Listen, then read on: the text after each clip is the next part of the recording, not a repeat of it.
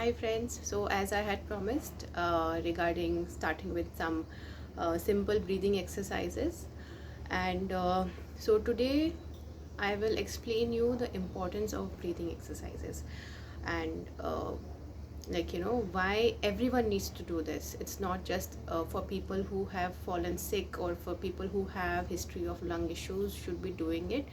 It should be done by everyone, be it kids, be it young, and be it the elderlies. Everyone needs to do this. Okay, so we know that kids play around, they are more active, they are they are much more fresh than their bodies, and their physiological systems are much more younger to elders and to even young adults, right? And that is the reason the lungs are having more compliance. They are have a better inflation strength, they have a better respiratory muscle strength compared to people who have been much more sedentary for greater part of their lives.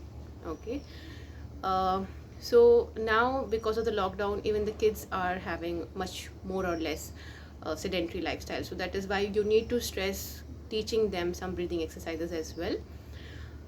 So I'll just explain you the basic funda behind how the lungs work, so that this gets into your mind, like why you need to do your breathing exercises.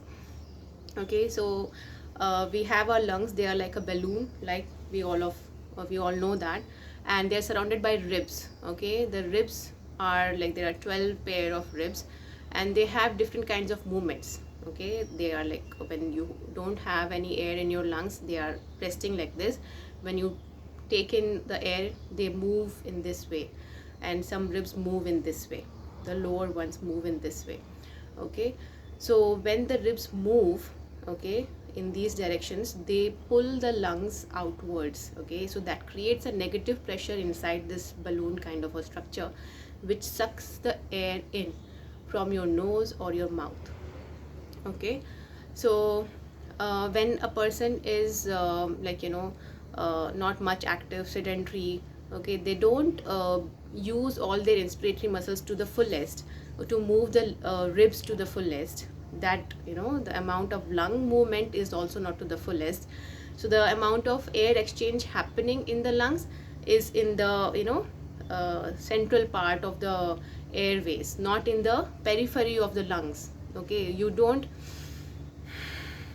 breathe in like this all the time. Am I correct?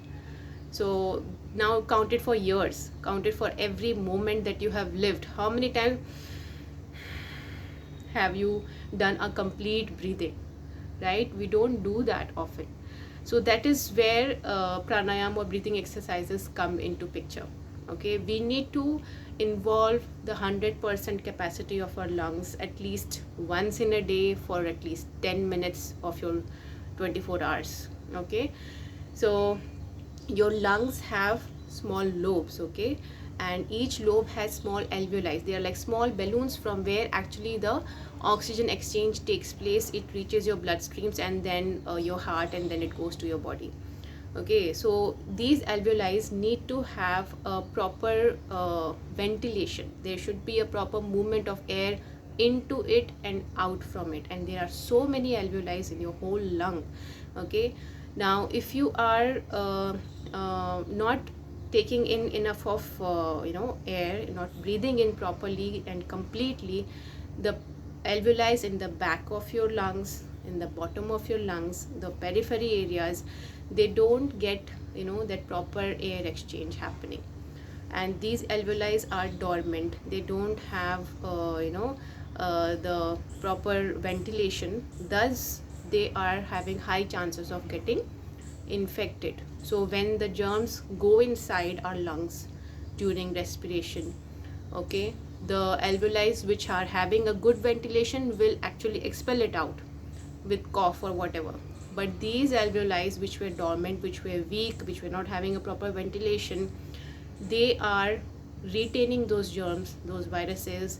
They are then causing phlegm to develop inside them, and the air the oxygen exchange doesn't take place properly, and that is when the lungs start getting involved, the oxygen saturation starts dropping even further, because the more alveoli start getting affected, more and more alveoli start getting affected, the person gets weaker and weaker. There's weakness of inspiratory muscles.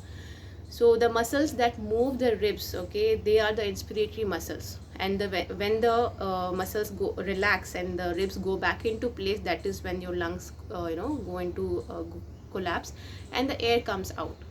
Okay, and forceful expiration, which requires which happens when you do coughing or sneezing, that requires expiratory muscle strength. Okay, so with breathing exercises we have to train these muscles, okay, to inspire or to help you inhale completely, to help you inhale in such a way that all your lobes of your lung, all the alveoli inside your lungs are having proper ventilation, proper air going in and going out. Okay, so I am a physiotherapist. I have my mom who is a yoga practitioner, and I'll be giving you the best of both.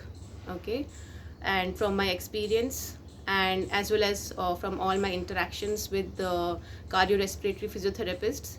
Okay, so I'll be sharing my knowledge and my experience with you all to help you have healthier lungs and have a better recovery and prevent any complications from happening. Okay, so start with Bhastrika. Okay, we will start with Bhastrika, which is the first one that you should be doing to clear your lungs from all the old air that is accumulated in those dormant alveoli, in those dormant corners of your lungs. We have to expel out the old air, so that when we do other breathing exercises, other pranayams, we have the maximum benefits coming in from those type of pranayams. Okay, so in Bhastrika you have to just breathe in deep and fast, and breathe out also fast and complete. Okay, so it's like sit in a relaxed position, be it on a chair or on the floor on a mat. Okay, you have to have a comfortable position which you can retain for 5 minutes. Okay, but this Bhastrika you can do, start with 30 seconds of Bhastrika, move on to 1 minute, maximum you can do for 2 to 2.5 minutes. Okay, so what you need to do is breathe in through your nose and breathe out through your nose itself. Okay, take your favorite mudra for your hand. This is the Gyan mudra. Okay, now you just have to breathe in,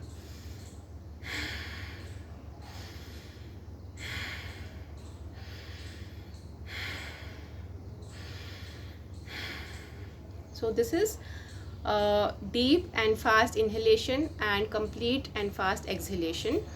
Here a natural movement of my shoulders and chest is happening. I am not doing, this should not happen.